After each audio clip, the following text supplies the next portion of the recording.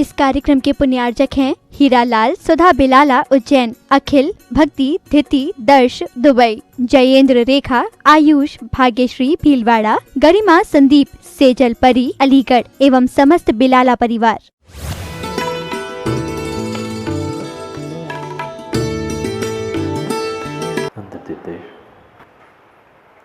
वर्धमान स्वामी के शासन में हम सभी विराजते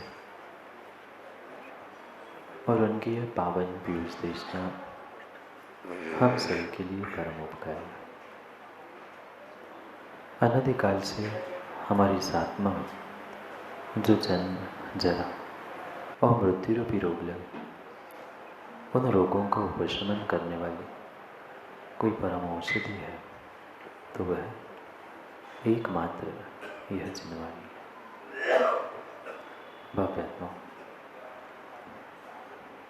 जीवन के सफर में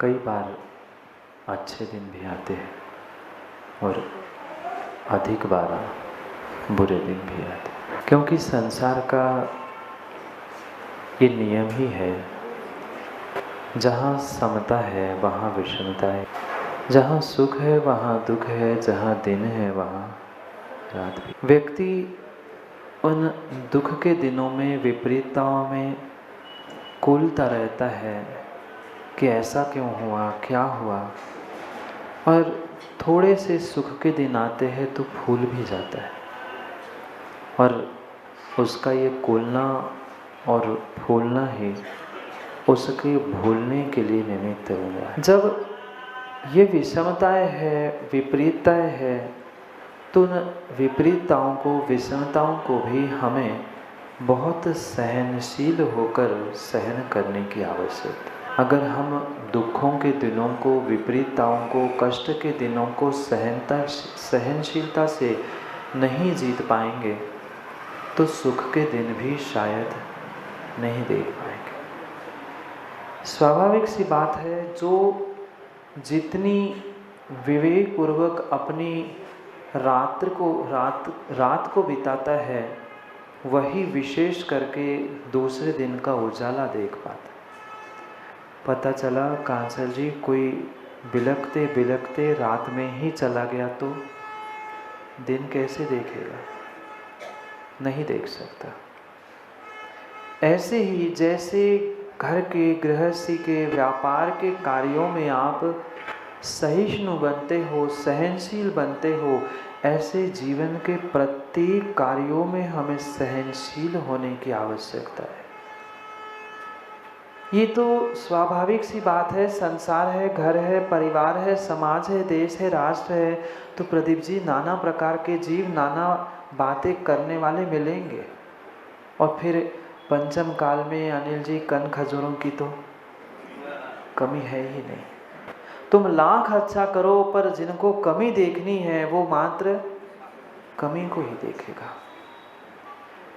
ऐसी विपरीतता भी आ जाए, कितने ही कष्ट क्यों ना आ जाए, माँ पर इतनी सहनशीलता, इतनी सहिष्णुता चाहिए जितनी एक माँ के पास हुआ करती है। जितनी एक माँ के पास सहनशीलता होती है, माँ सहनशीलता है। कितनी सहनशीलता। जब किसी गर्भ को आपने धारण किया था, सहन नहीं किया था, कितना सोच समझकर कदम रखा था कि गर्भ की रक्षा हो, उसे कोई कष्ट ना हो। क्या इतनी सहनशीलता, इतनी सहजता, इतना उपशम मेरे परिणामों में, मेरे भावों में सर्वत्र है। ये जीवन का सफर है, ये जीवन की यात्रा है। एक छोटी सी यात्रा में भी जाते हैं, मैंने एक बार पहले भी कहा था कि यात्रा में भी जब हम जाते हैं तो विपरीतता को पहले ही सोच के रखते हैं कि ठीक है, विपरीतताएं तो आएंगी। उसके लिए हम पहले से ही मानसिकता बना के रखते, ठीक है, इतना कष्ट तो नॉमिनल है, नॉर्मल है, यात्रा में है, घर नहीं है। फिर ऐसा ही निर्णय हम इस जीवन की यात्रा में भी तो करें। ये जीवन की यात्रा हमने प्रारंभ की है निगोद से और पहुंचना हमें उस सिद्धालय तक है। कई दुख भरे, कष्ट भरे, ऐसे भी स्थान मिलेंगे जहाँ हमें सहिष्णु और सहनशील बनना है। कितनी कितनी कितनी सहनशीलता आपकी दुकानों में होती है, नहीं होती? कितना ही सामने वाला कठोर शब्दों का प्रयोग करके चला जाए, कितनी ही विपरीतता से आपके साथ बर्ताव करके जाए, पर उसको उत्तर देते हो। क्यों क्यों रितेश भाई? पूरा 2 घंटा तुम्हारा ग्राहक ने खराब किया, तीनों मंजिल में 4 बार ऊपर नीचे इधर उधर घुमाया, पर लिया एक इतना सा टुकड़ा भी फर्नीचर का नहीं। क्या मन में आएगा? मन में तो आता है कि उसको क्या बोलूं, पर फिर भी ऐसे मुस्कुरा के फिर आना, फिर अभी नया स्टॉक आएगा, फिर आप देखने आ जाना। पर मन में लगा धोखे से आना मत, पर मुंह से क्या निकलता है? फिर आना और स्टॉक नया आएगा, फिर तुम देखने के लिए आना। हम कितना दुनिया को दिखाने के लिए अपने आप को संभालना जानते हैं, उतना क्या वास्तव में हमने अपने आप को संभालना सीखा? नहीं सीखा। सीखा होता तो इतनी विपरीतता, इतने लड़ाई झगड़े और आज घर परिवारों में कलह नहीं देखने मिलते। मात्र और मात्र हमारा सहनशीलता का अभाव, उपशमता का अभाव ही हमें दुखी कर रहा है, और कोई नहीं। कसाय है जिसका आश्रय आपने किया है, वह उदय में आएगा, पक्के में आएगा, पर उदय में आने के बाद भी हमें उसके साथ उन कषायिक परिणामों के साथ, कषाय उत्पन्न करने वाले व्यक्तियों के साथ हमें किस प्रकार से बर्ताव करना है, ये सोचने समझने जैसी बात है। क्या उन कषायों को, कर्मों के उदय को हम संभाल पाए? नहीं।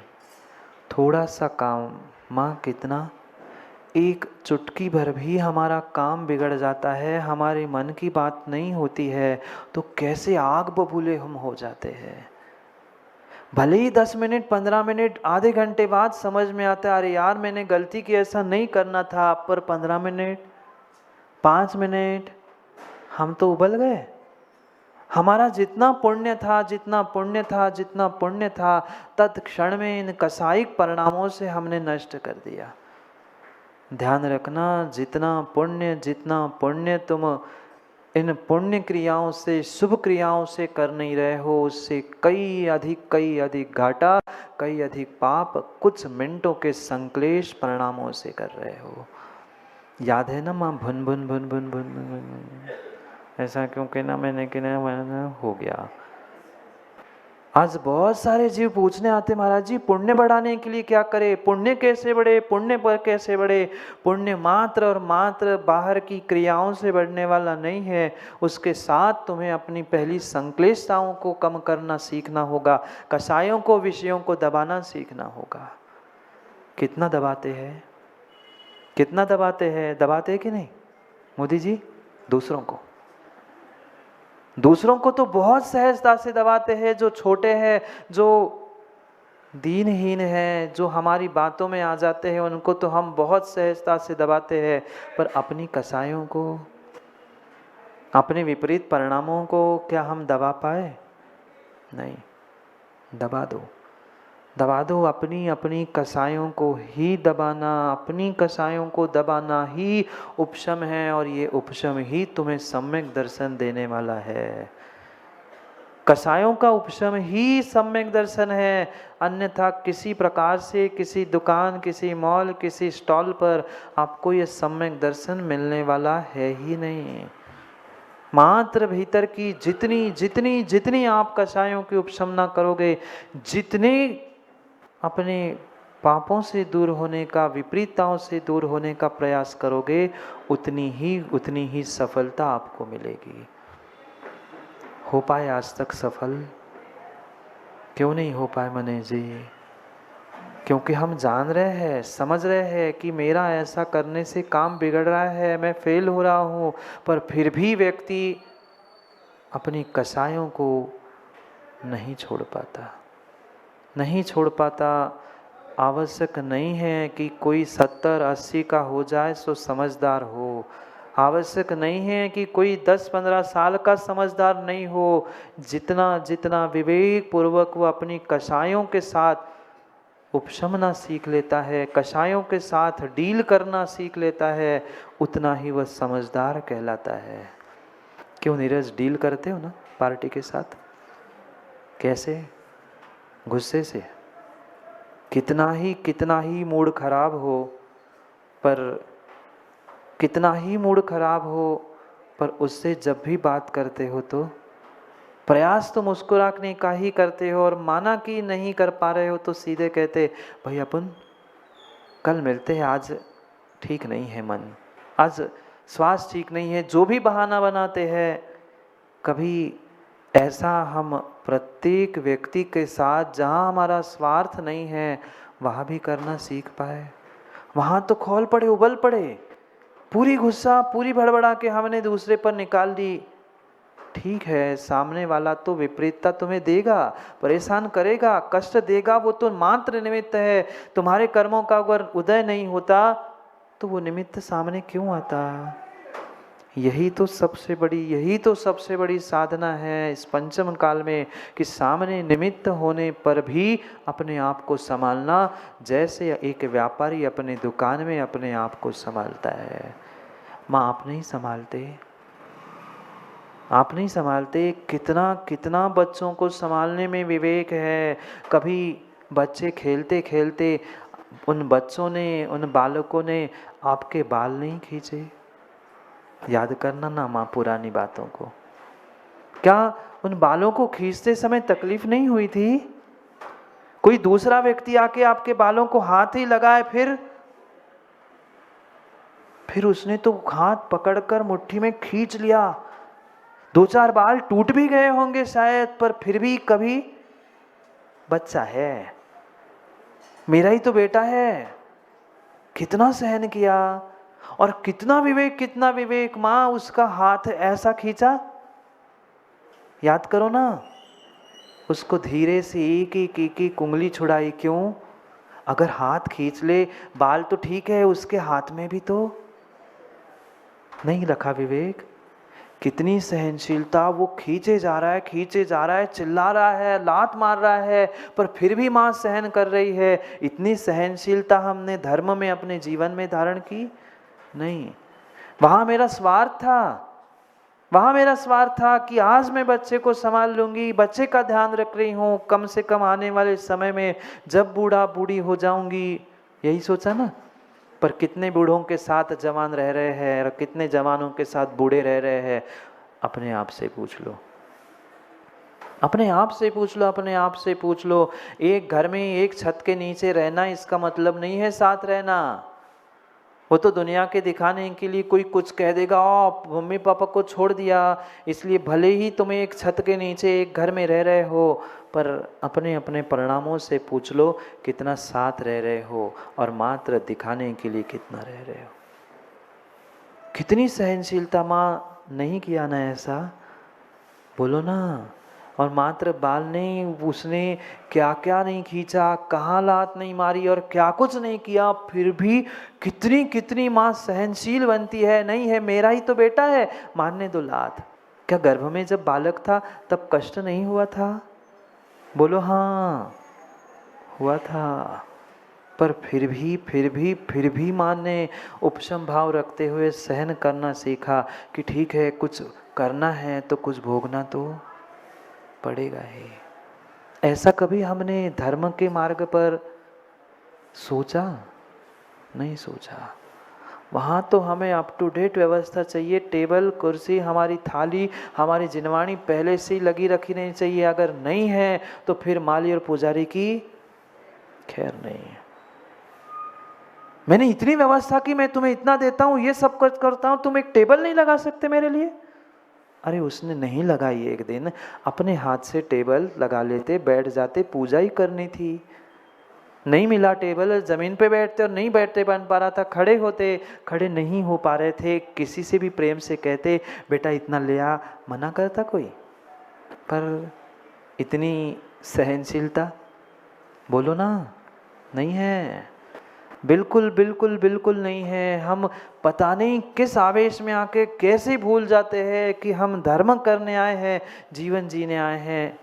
आनंद से साथ, आनंद के साथ ये जीवन का सफ़र तय करने का प्रयास करो। जैसे किसी यात्रा में कितनी ही विषमता हो, पर उस विषमता को भी मुस्कुरा के सहन करते हुए व्यक्ति आनंद से यात्रा करता है। अरे यार, कुछ दिनों की तो बात है, बस फिर तो घर पहुंचेंगे। ऐसे भी सोचो ना, कुछ दिनों का संयोग है, फिर तो जो जहाँ है उसको वही रहना है। पर इतना बड़ा दिल और इतनी बड़ी सोच व्यक्ति के आज कहाँ है? नहीं है। हर इंसान, बालक हो, युवा हो, प्रौढ़ हो, माँ हो, बहन हो, सबको अपने हिसाब से काम चाहिए। और मैं पूछना चाहता हूँ, आज तक किन किन जीवों का अपने हिसाब से पूरा जीवन बीता? किन जीवों का बीता? कोई नहीं, कोई नहीं। राजा महाराजा भी जो सोचते रहे, राजा महाराजा की छोड़ दो, तीर्थंकर भगवान जो इस युग के पहले थे, वे भी तो सोच के गए थे आज आहार करूंगा। कर पाए? नहीं कर पाए। फिर हमारे मन की हर समय हो कैसे जरूरी है? नहीं हो सकता, नहीं हो सकता। कितनी ही विपरीतता आ जाए, पर एक माँ के समान, एक व्यापारी के समान हमें सहनशीलता दिखानी होगी अपने जीवन में। तभी कर्मों की निर्जरा, तभी कर्मों का संवर होगा। अन्यथा कर्मों के आश्रय बंध के अलावा और कुछ भी मिलने वाला नहीं है, और कुछ भी मिलने वाला नहीं है। इतनी सरलता, इतनी सहजता हमारे जीवन में आनी चाहिए। कोई कुछ कह भी जाए तो हाँ ठीक है, कहने वाले ने कह दिया, हमें सुनना है सो सुना, नहीं तो एक से सुना और दूसरे से निकालते ना माँ।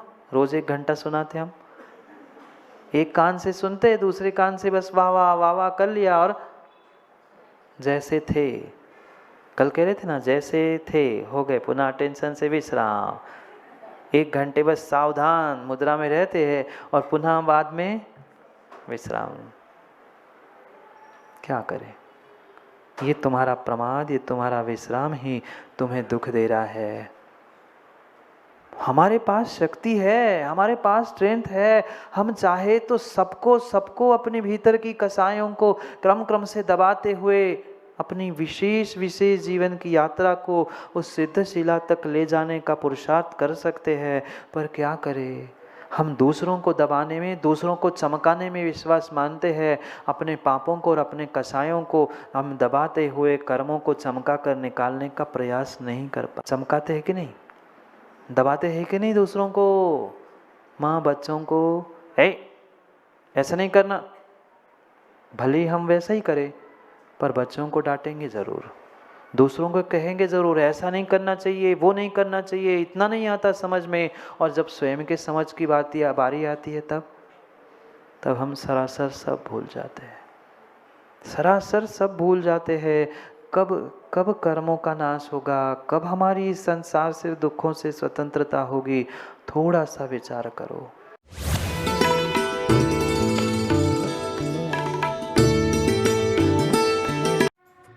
इस कार्यक्रम के पुण्यार्जक थे हीरालाल, सुधा बिलाला उज्जैन, अखिल भक्ति धिति दर्श दुबई, जयेंद्र रेखा आयुष भाग्यश्री भीलवाड़ा, गरिमा संदीप सेजल परी अलीगढ़ एवं समस्त बिलाला परिवार।